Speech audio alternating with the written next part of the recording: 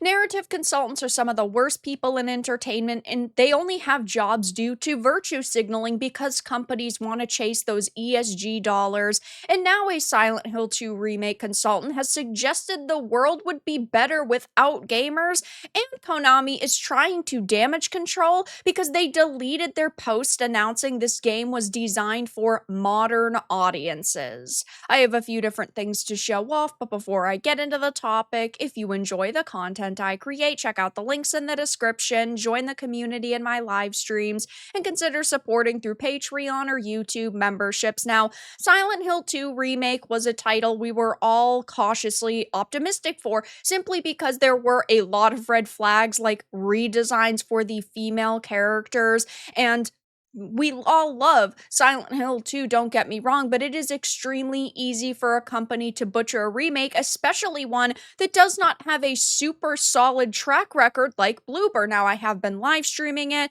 When I'm uploading this video, I'll be continuing my playthrough tonight at 8 p.m. Eastern because, of course, I want to give it a shot. If I'm going to talk about a game, I want to have my own impressions. I don't want to be a game journo who simply says this game sucks and then never plays it, because we know they don't really play the games that they talk about. But now we're finding out a Silent Hill 2 remake consultant has suggested the world would be better without gamers, while Konami is trying to damage control over their modern audience post. So this is a That Park Place article. It says Jacob Geller, who works for Hit Detection LLC, a company similar to Sweet Baby Inc. or Black Girl Gamers that of course aims to push wokeness in video games, announced his involvement in the game while sharing a screenshot from the game's credits. Now, it's always very interesting to me to see the lead up to a game's launch, because typically we see consultants who work for Sweet Baby Inc. or Hit Detections go silent on their social media,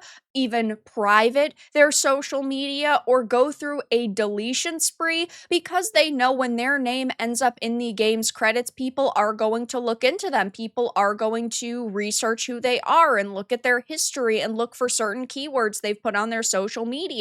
And time again, these people are found to be scummy individuals, and that is exactly what has happened here.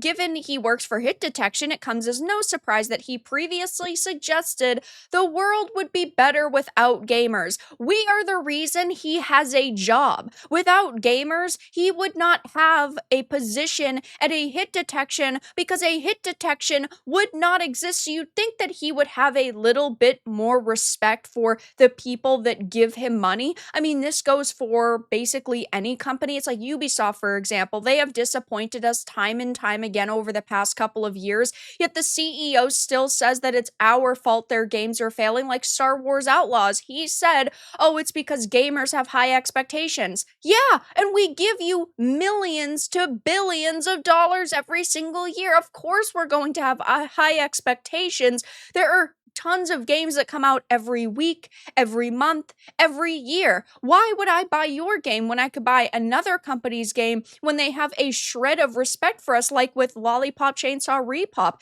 Yasuda cares about the people he's making games for. He tries his best to communicate with updates.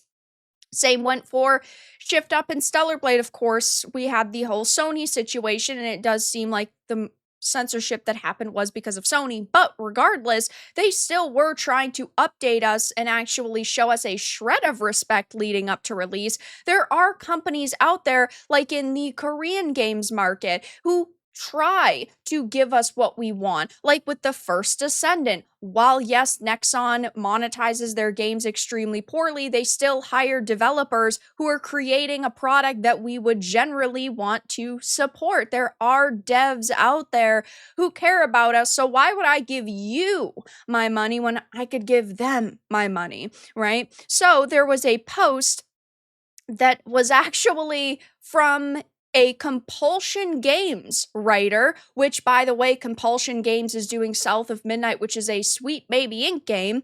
He wrote, I'm curious, what's the dumbest idea you have that nevertheless you believe will, if implemented, make the world a better place? And Geller responded, no gamers. Now, of course, you could view this as a joke, right? I personally am not viewing this as a joke because this is a mentality that is pushed by tons of individuals like this. And he even followed up by saying, honestly, the fact that gamers don't think Taro and Kojima as political totally fits.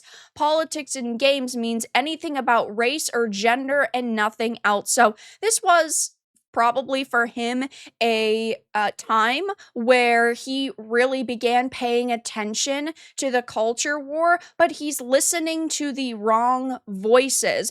People like me do not just sit here and say politics in games equals anything about race or gender. People like me talk about how we do not want politics in video games when we're seeing people come out and admit that their titles were influenced by real world politics, like with, of course, Dustborn. I can't believe I'm still talking about this freaking game.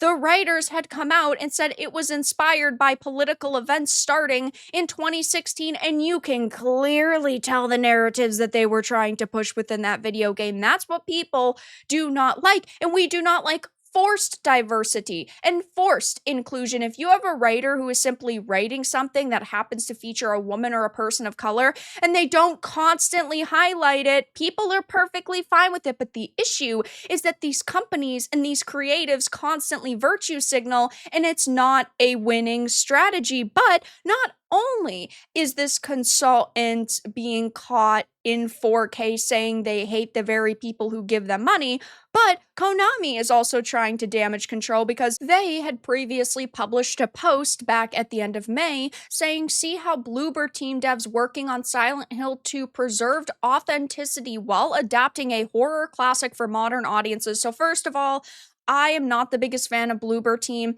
They have created some amazing things in the past, don't get me wrong, like Layers of Fear, but at the end of the day, they do not have a positive track record that, in my opinion, warranted them digging their claws into a game like Silent Hill 2. Now, what I've played so far in this is actually pretty good. I've had a very positive experience with it so far, except for like one or two parts with the character models and also a very Suicide Squad kill the Justice League moment with Maria, where they show her old outfit and she says, oh my god, I can't believe I used to wear that, basically. Almost the same thing as Harley. But when we hear modern audiences, right, it's instant red flags. And I think that companies are starting to realize that. And I think that we are going to see that wording phased out in the next 2, maybe even 3 years sooner, potentially, because they are realizing whenever we say modern audiences, we're screwing up, right? That's their mentality now is, oh my god, people do not like this wording. And that's most likely why they deleted this post. Now, it really doesn't make a whole lot of sense because why would they not delete it months ago, right? They posted it in May. It is now October. Yes, people are still looking up Silent Hill and, the history of the game, but like my video is already up, right? If you go to my channel and you type in Silent Hill 2, it's still going to be there showing that it existed. So, of course, you can't ever really get rid of anything on the internet unless you just simply do not post it. But it's like they thought if they deleted it now, people would not notice that they deleted it. But if they had deleted it closer to when they originally posted it, people would have noticed. Either way, it still existed. There's still a record of it on the internet.